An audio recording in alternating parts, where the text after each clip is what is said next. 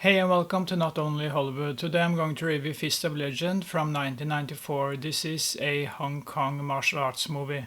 Chen Sen's master is killed during a fight against a Japanese martial artist. Chen Sen travels back to China where he quickly understands that someone has been playing dirty games, and it's of course the evil Japanese who are behind it all. Now Chen Sen will teach them a lesson. 1994 was a fantastic year for martial arts movies.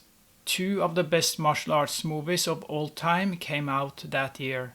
Fist of Legend with Jet Li and Drunken Master 2 with Jackie Chan. I consider these two movies and the first Once Upon a Time in China to be some of the best martial arts movies ever made. And with a good reason. Fist of Legend is based on Bruce Lee's Fist of Fury. Kind Chinese against evil Japanese. I think this is one of the few pure martial arts movies I have seen with Jet Li where he solves every problem with brutal violence. Compared to Wong Fai-hung in the Once Upon a Time in China movies, he is too kind and philosophical in those movies. In Fist of Legend, he kicks ass. But I think Once Upon a Time in China is the best martial arts movie of all time. I've seen many martial arts movies in my life, but Fist of Legend is the most energetic I've ever seen. Two fights stand out. The first where Chen Sen meets an old fox named Fuimu Funakoshi. Both have two things in common.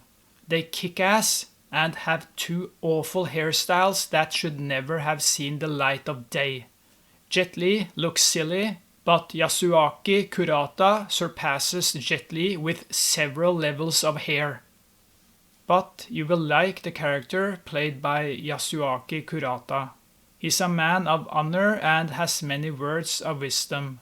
It's so wonderful to see that some Japanese in Chinese movies are portrayed as good and wise people. The second fight is the best when Jet Li meets the tough badass Billy Chow. I love the short training scene we see with General Fujita.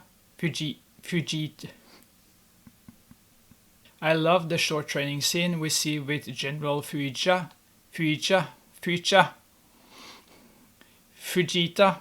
I love the short training scene we see with General Fujita before he meets Chen Sen. If you are going to demolish a house, there is no point in using large noisy machines. Summon General Fujita and he will smash everything in his path for a reasonable amount of money. This is one of the best fight sequences ever made. Who's behind the action choreography? The master Yu Wung-ping. It's rarely you see Jet Li spend most of his time on the ground. In most of the movies he's in, he uses a lot of wire and he flies high up in the air. Wires are also used in Fist of Legend, but most are used to amplify kicks and punches, so the person who takes the hit flies backward. It looks a little weird, but it fits perfectly as Fist of Legend is an aggressive movie. When the movie has so much wild energy and intensity during the fight scenes, you have to accept some fast cutting. It can be a little annoying for us who like to see the fights from a distance and see all the body movements without the camera being too close. But in this movie it's nitpicking, so ignore it and enjoy the energy. Fight! Fight forever! It's not only fight scenes Fist of Legend has to offer. It also tells an interesting forbidden love story that's not accepted by anyone. The story in Fist of Legend is a mini version of the story in Once Upon a Time in China. Many martial arts movies don't have a great story to tell, but these movies do.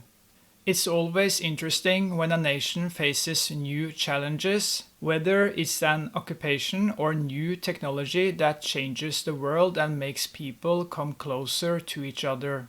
Old traditions are threatened and we forget much over the years when new technology has arrived. Not to mention when a country is invaded and traditions are spat on. Do yourself a favor, watch Fist of Legend if you haven't watched it yet. Rum. From 1 to 10, I give Fist of Legend 10 out of 10. Thank you for watching, and I'll see you next time. Sleep well and dream about me.